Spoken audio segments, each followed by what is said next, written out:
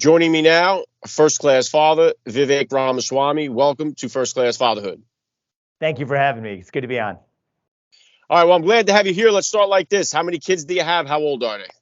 I've got two kids. One is turning 3 this week, and one is 7 months old. And it's been a joy. Yeah, we're blessed. Wow, very cool. What do you got? One and one, boy, son and daughter? What do you got? Both boys. Yeah. Both boys. Okay. We trying for the girls out on the table here? Or are we all done? It was initially an objective of my wife's, but then somehow when the second guy came out, she was just equally happy. And you know what? I'm in favor of more. More is merrier, but I think she may have the final say on that one. So we're gonna see. All right. Well, best of luck there. Yeah, we had 3 boys. Finally got the girl on the 4th try. So it took us a few more to get her. But we got her now. So if you could, Vivek, just take a second to hit my listeners with a little bit about your background and what you do. Yeah, sure. So I was, born and raised in Cincinnati, live in Columbus now, but a 15-year detour in the Northeast. Went to college, studied molecular biology, thought I was going to be a scientist. Ended up getting into the world of biotech investing. I did that for 7 years, from 2007 to 2014. That included the 2008 financial crisis, which was a lot of fun, I would say, jokingly, but actually it was actually a great educational experience. I spent 3 of those years at the same time in law school. I kept my job, but I had this itch to study law and political philosophy as a science guy. And so I did that for 3 years. Anyway, that's my educational background. And then I ended up starting a biotech company that I led as CEO for 7 years, from 2014 to 2021.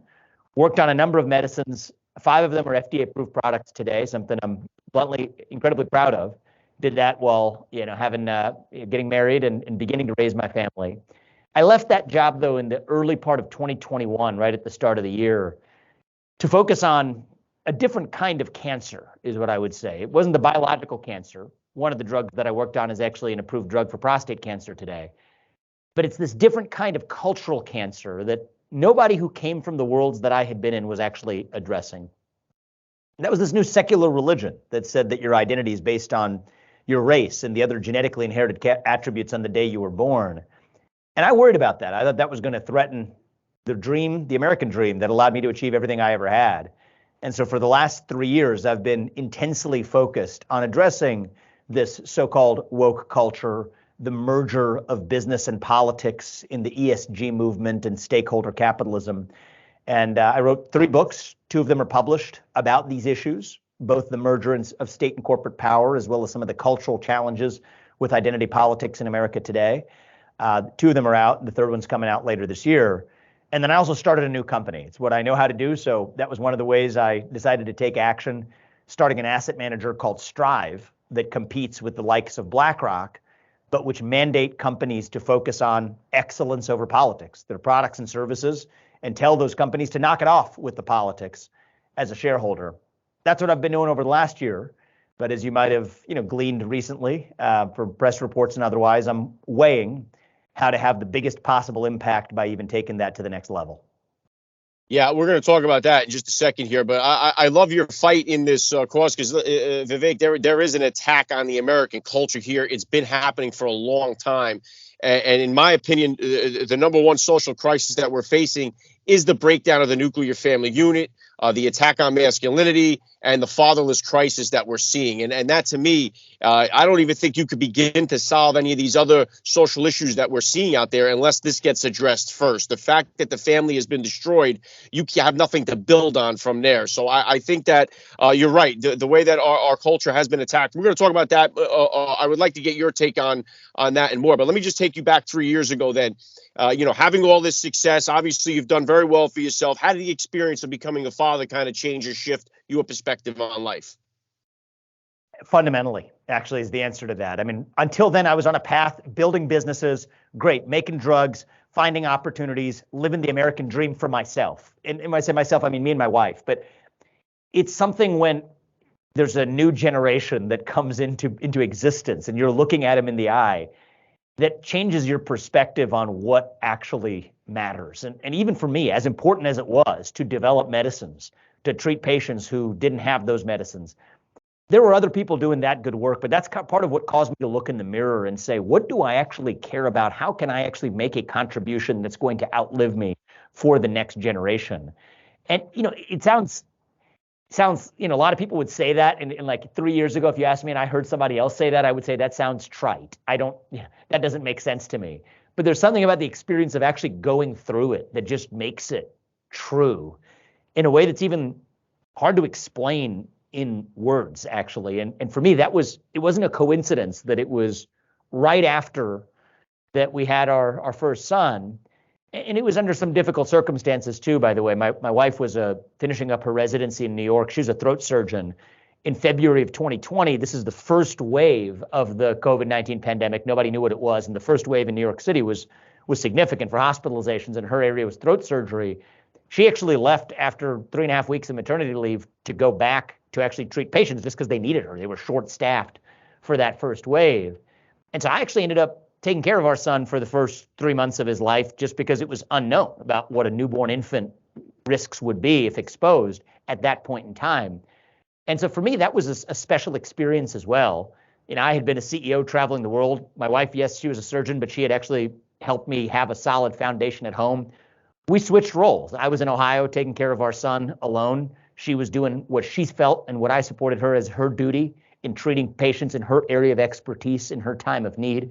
She ended up getting COVID. Her father's a surgeon. He also ended up getting COVID and ended up in the hospital. But it was an eye-opening few months for me. And that's during those months that actually led me to the journey of saying, you know what, I've built a successful company, but now it's time for the next chapter. And that resulted in me stepping down as CEO and moving on to this new chapter of my career that I've been in. And I can pretty confidently say I wouldn't have done it. I'm sure that wouldn't have happened if I hadn't also become a father that year. That was probably, psychologically the most critical catalyst that actually caused me to make a move that I otherwise probably wouldn't have made. Yeah, very well said. And that's one of the reasons why I advocate so well, especially for the young men who think starting a family and having kids is something they should put off and something they should avoid and something they shouldn't shoot for, when really it's the ultimate goal to have in life. And until, like you said there, until you experience it, you can't really explain it to people. But let's face it, right now, Vivek, there's a lot of challenges facing parents in this country. One of them, what you talk about, is this woke culture. And we've seen it. I mean, I'm here in New Jersey, and we see where it's been pressed into our kids' lives in the school system. Through kindergarten, first and second grade. They're talking about now sexual orientation, gender identity, things that should never be in a classroom, especially with kids that are, just learning how to do their alphabets. I mean, this has gotten way out of control. I had Governor Ron DeSantis on the podcast here to address that. I loved what he did in Florida there. They ended up attacking him, calling it the Don't Say Gay bill, which which was never in the bill itself. It was preventing them from talking to these kids about this stuff. But this is becoming an epidemic. And of course, the CRT as well is another part of this. So what is the solution set to this? And what do you say to parents out there who are being called terrorists if they try to come to the school board meetings and bring this stuff up? I mean, don't listen to the names they call you. That's the least of it. I think we've got to go to the important stuff here. The important stuff is to go upstream. What do I mean by that? I think all of what we see today, wokeism, transgenderism, COVIDism, climatism, whatever it is, it's just a symptom of a deeper vacuum of purpose in the heart of the American soul, and especially in the next generation, where kids, I think all of us, but kids in particular, are so hungry for a purpose, for a cause, for meaning, for identity, that when the things that used to fill that void, your identity as a family member, your identity as a member of a religion, having a faith, your identity as a citizen, as part of a nation that's something bigger than you, as those things have disappeared, that leaves a black hole of identity in its wake. And that's what allows poison to fill the void. And so I think we in the conservative movement, myself included, if I may say, I think one of the things we've done is to point out the problem and to play whack-a-mole with the poison one at a time. And there was a time and place for that. It's important. But I think that we need to now go to the next level and actually fill that void of purpose with something more meaningful that dilutes that poison to irrelevance. That means reviving family. I think family is a foundation for faith. It is when you know the love of your family that you can experience the love of God. I think it is a foundation for the nation. I mean, even take this out of a religious context. Aristotle said the family was the most fundamental governing institution. It's the best known governing institution to mankind. So we can rail all we want about getting rid of big government, and I'm right there at the front lines there railing against it. But we're not actually solving the problem if we don't recognize the fact that we still need structure. Kids, the next generation at minimum, needs a sense of structure and governance that the family itself can provide. And so what's the solution? I think the solution is to recreate that affirmative vision. Family, faith, patriotism, hard work, those are the sources of our identity. They're based on truth. They're based on things that are real. And part of why we're grasping at these artificial straws is because we lack that deeper sense of purpose and identity.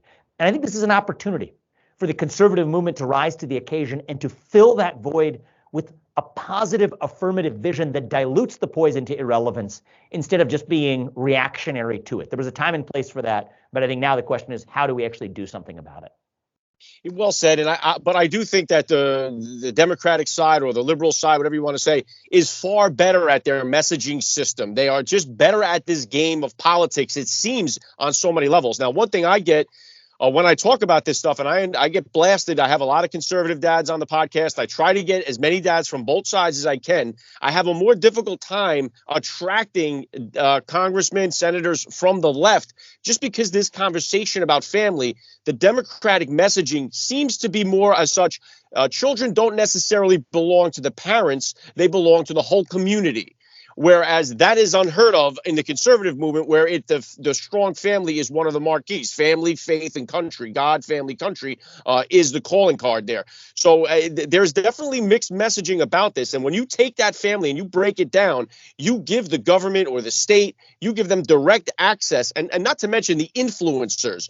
We have got so many influencers that are just crushing the minds of our young kids, that got them not seeing straight, not believing in any type of real core values, not believing in America and the beauty of what America really is. So we've got people that are really spending a lot of money to get to the minds of our kids. And when the parents are not there, they have free reign at what your kids are thinking. And I think there is a battle for the mind of the youth in this country, and it's playing out in front of us. And as I said before, I think the fatherless crisis of not having that positive male role model is just crippling our country. What's your take on that? I agree with that wholeheartedly. I mean, if I was to give advice to the Democratic Party, and not like they're looking for my advice, but if I'm to give my unsolicited advice anyway, it's to embrace the idea of the family. Make that an area of common ground. I think that'd be politically good for Democrats, but more importantly, it'd be fundamentally good for the country. Even if we're going to disagree on corporate tax rates or about COVID policies, at least we're going to agree about the fundamental governing unit in our society, which is the family itself.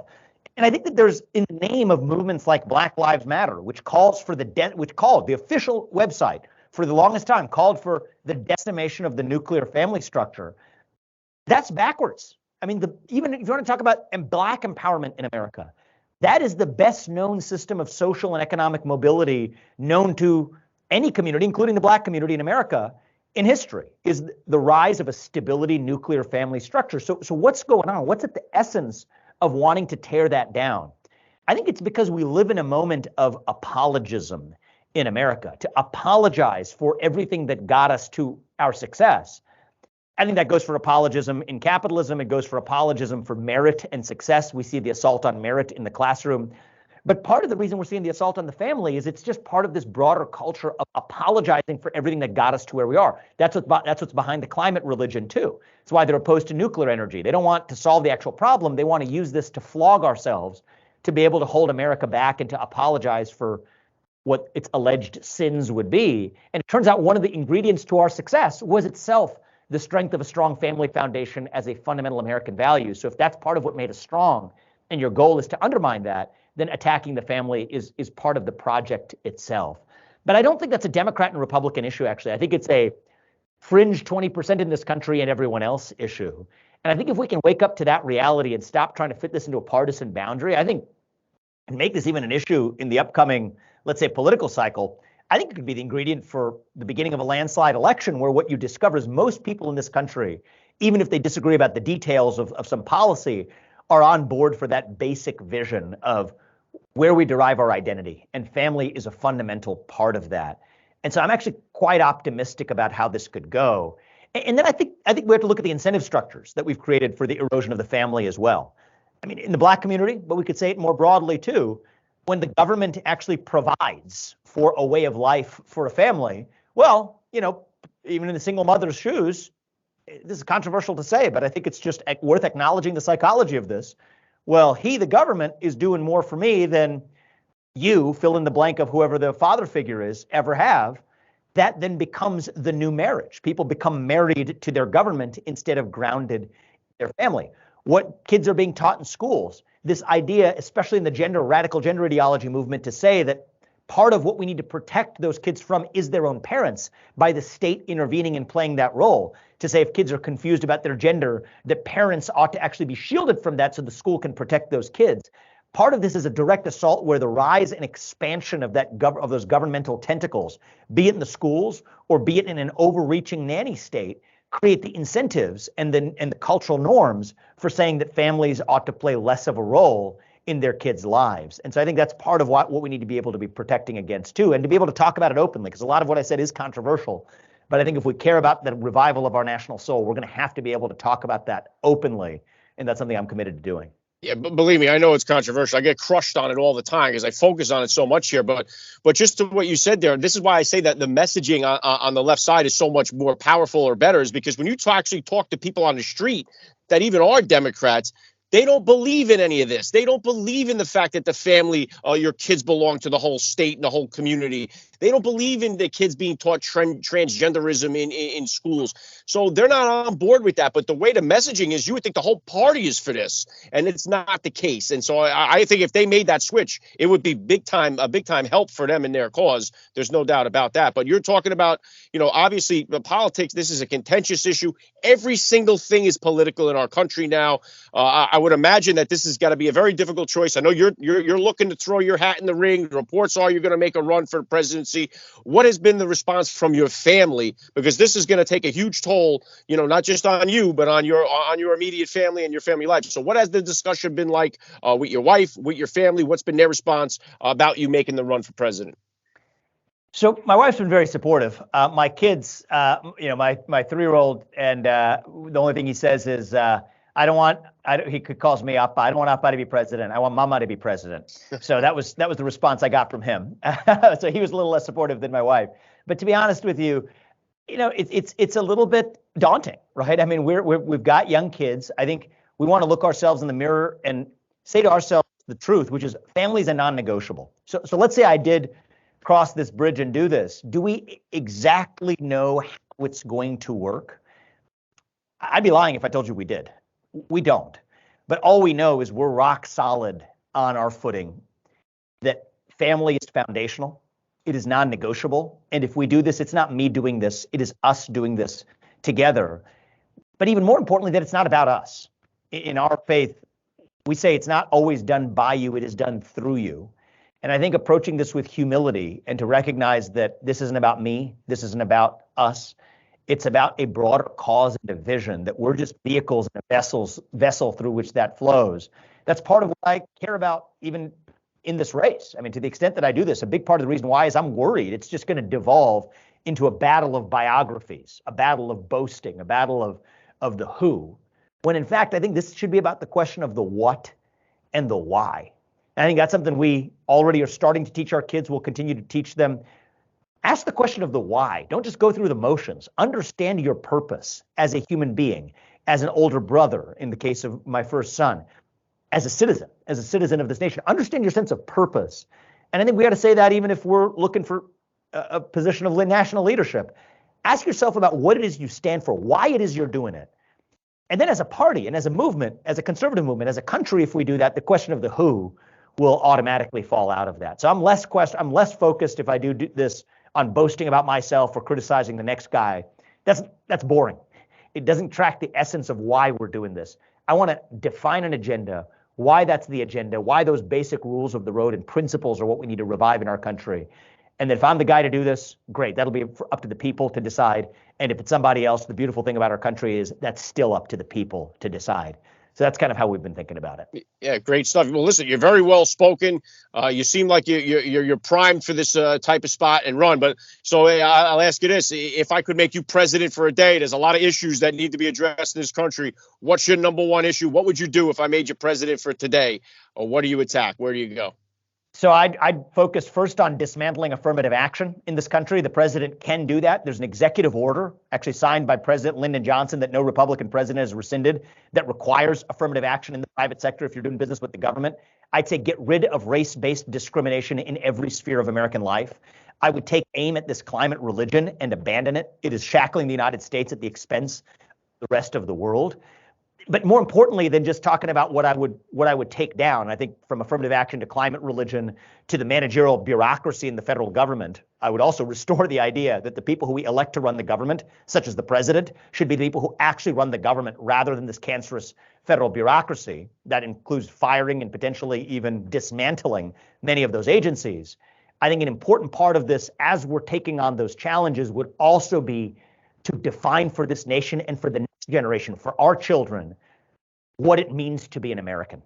Revive those basic rules of the road, from merit to free speech to accountability in government, making sure the elected representatives are actually the ones who run the show rather than the people who do today. If we can revive those things, then we can take on the real external challenges. And at the top of my list, if you've focused on my work on the last year at all, is taking on communist China. It's not going to be easy, but I think we can do it if we rediscover who we really are. So I'm an unapologetic America First conservative. I am. But one of the things I say is we need to go further. To put America first, we need to rediscover what America is. And if I did this, that would be my main mission. Wow. Yeah. Great stuff, Vivek. And obviously, Donald Trump is a powerhouse when it comes to the presidential campaigning and the debates. Have you thought about this, debating with Donald Trump? Have you thought about maybe what nickname he might come up with for you? I mean, have you thought any about this? That's not something that, to be honest, keeps me up at night. He's a friend. I respect him. I wouldn't have thought about doing what I'm doing now were it not for what he did as an outsider in 2015 and 2016. I respect it. But the question for me is where we go from here. And the good news in this country is that that's not my decision. That's not his decision. That's a decision that belongs to the people of this country. So I'm going to articulate a vision. I'm going to stay true to that. I'm going to stay honest about it. It's up to this people to decide who then becomes the standard bearer to carry this forward. Yeah, right on with that. Yeah, I've had his son, Eric Trump, on the show here a couple of times. Yeah, I think President Trump was a great father himself. He got some great kids, family as well. So if I have time, I want to ask you this, too, because the parents in this country are so concerned about I have my oldest is a junior in high school. College is around the corner. Kids are just getting buried in college tuition. This is a major concern for so many. So many parents are still paying their college debt while they're saving for their kids to go to college. College seems like it's been a scam and a hustle. You talk about the climate hustle all the time. I think college is another one of these things. Real quick, do kids need college today to survive? Is college necessary? I think we should not live in a society where that's the only path. I think that my path, for example, should not be the only path. There are kids with skills that we can put to work and actually even find greater sense of purpose and identity and meaning in their work by going through other paths, straight from training even at high school to join the workforce to vocational education. I think big education is a scam. It is one of the defining scams of our time. But I think that once we create those plural paths to success that don't always run through a 4-year degree, our country is going to be better off for it. That will be a priority for me. And I think it's an achievable one. And I think that if we do deliver that, I think that's going to unlock a lot of potential in the next generation. So, last question. What kind of advice do you have for that new or about to be father out there? Oh, embrace it. Just jump in. Don't worry about it. I think that sometimes, myself included, you can get into the mode of saying that, well, I'm going to do this, and then I'm going to do the next thing, and then I'm going to be ready to be a dad. It doesn't work that way. Just do it. would be my best advice. Well said. Vivek Ramaswamy, you're a first-class father all the way. Thanks for giving me a few minutes of your time here at First Class Fatherhood. Thank you for having me. I appreciate it.